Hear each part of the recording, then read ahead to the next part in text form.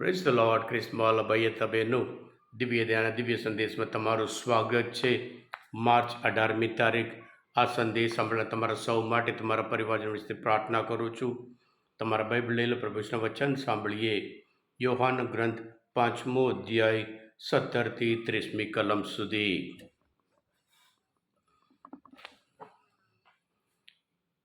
ઈસુએ તેમને સંભળાવી દીધું, મારા પિતા હજુ કામ કર્યા કરે છે, એટલે હું પણ કામ કરું છું.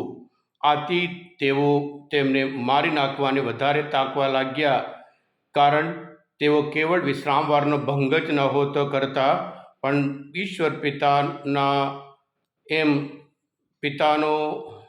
પોતાનો પિતા એમ કહીને પોતે ઈશ્વરના બરોબરિયા હોવાનો દાવો કરતા હતા. એના જવાબમાં ઈસુએ તેમને કહ્યું, હું તમને સાચે સાચ કહું છું કે પુત્ર પોતે થઈને કશું જ કરી શકતો નથી. એ તો પિતાને જે કંઈ કરતો જુએ છે તે જ તે કરે છે. પિતા જે કંઈ કરે છે તે જ પુત્ર પણ કરે છે. પિતાને પુત્ર ઉપર પ્રેમ છે, એટલે તે પોતે જે કંઈ કરે તે બધું એને બતાવે છે, અને તે આનાથી પણ મોટા કાર્ય બતાવશે, જે જોઈને તમે અચંબોમાં પડી જશો. પિતા જેમ મરેલાને બેઠા કરે છે, તેમ તેમને સજીવન કરે છે, તેમ પુત્ર પણ પોતાને ઠીક લાગે તે માણસોને જીવન બક્ષે છે. વળી પિતા કોઈનો ન્યાય તોડતો નથી, પણ તેણે તો ન્યાય તોડવાની બધી સત્તા પુત્રને સોંપી દીધેલી છે, જેથી બધા માણસો પિતાની જેમ પુત્રને પણ માન આપે. જે પુત્રને માન આપતો નથી તે તેને મોકલનાર પિતાને પણ માન આપતો નથી. હું તમને સાચે સાચ કહું છું, જે કોઈ મારું કહ્યું સાંભળે છે અને મને મોકલનાર ઉપર વિશ્વાસ રાખે છે, તે શાશ્વત જીવન પામી ચૂક્યો છે, અને તે સજાપાત્ર રહેતો નથી, પણ તો મૃત્યુમાંથી જીવનમાં પહોંચી ગયો છે. આ પ્રભુની વાણી છે, તે આપણો આધાર છે.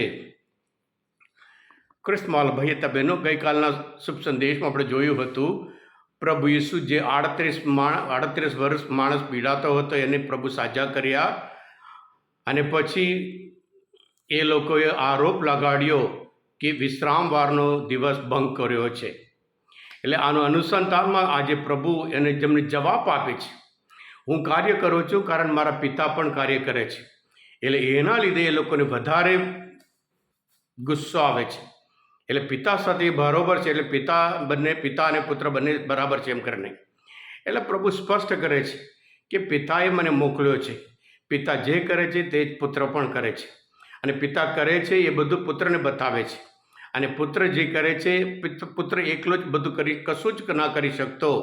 આમ તો પ્રભુ પોતે યોહાન ગ્રંથમાં 8મો અધ્યાયમાં 42મી કલમમાં કહે છે, ઈશ્વર જો તમારા પિતા હોત તો તમે મારા ઉપર પ્રેમ રાખ્યો હોત, કારણ હું ઈશ્વરનો મોકલેલો અહીં આવ્યો છું.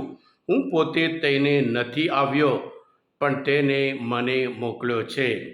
હા ક્રિસ્મોલ ભાઈ બહેનો, પ્રભુ ઈસુ આ પૃથ્વી પર આવવાનો હેતુ જ એ ઈશ્વરનું આયોજન છે. ઈશ્વર પોતે પુત્રને માનવજાત માટે મોકલે છે, ન્યાય તોડવા માટે નહીં. એટલે પિતાનું એ છે ન્યાય કરતાં દયા બતાવવા અને સાથે સાથે ક્ષમા કરવા. એટલે પ્રભુ પોતે કહે છે, હું તો ન્યાય તોડવાની સત્તા બધું મારા હાથમાં છે, પણ મારી ઈચ્છા છે બધા એમના જીવનમાં હૃદય પલટો કરે, પ્રભુ પાસે આવે અને પ્રભુની દયા પામે. હા ક્રિસ્મોલ ભાઈ બહેનો, આજના આ શુભ સંદેશ દ્વારા પ્રભુ ઈસુ બહુ સ્પષ્ટ રીતે વિચાર કરે છે, રજૂઆત કરે છે. પ્રભુ પોતે પોતાની ઈચ્છા માટે આવ્યા નહીં, પિતા પરમેશ્વરની ઈચ્છા પૂરી કરવા માટે ગેથસેમની બગીચામાં પણ કે મારી ઈચ્છા નહીં પણ તારી ઈચ્છા છે. એટલે હંમેશા પ્રભુની ઈચ્છા કે પિતા પરમેશ્વરની ઈચ્છા હોય, એવી જ રીતે આપણે પણ પ્રભુ ઈસુની ઈચ્છા પ્રમાણે આપણે જીવવાનું છે. એટલે બહુ સ્પષ્ટ સંદેશ 24મો અધ્યાય કહે છે, હું સાચે સાચ કહું છું, જે કોઈ મારું સાંભળે છે અને મને મોકલના ઉપર વિશ્વાસ રાખે છે, તે શાશ્વત જીવન પામી ચૂક્યો છે. એટલે આપણે પણ પ્રભુ ઈશ્વર વિશ્વાસ રાખી પ્રભુનો સંદેશ છે, પ્રભુનો સંદેશ એ પ્રેમનો સંદેશ છે, ક્ષમાનો સંદેશ છે. અને પ્રભુ હંમેશા આપણે ક્ષમા કરવા તૈયાર હોય, પ્રભુ હંમેશા આપણા ઉપર દયા બતાવવા તૈયાર હોય. આ તપૃત દરમિયાન ખાસ કરીને પ્રભુ પાસે આવીએ, જેથી કરી આપણે દયા પામી શકીએ અને સુખી જીવન જીવી શકીએ, આપણે ક્ષમા પ્રાપ્ત કરી શકીએ અને જેવી રીતે આનંદમય જીવન જીવી શકીએ. પ્રભુની દયા અને ક્ષમા, અને એના લીધે આપણું જીવન શાંતિમય જીવન જરૂર બની શકે છે.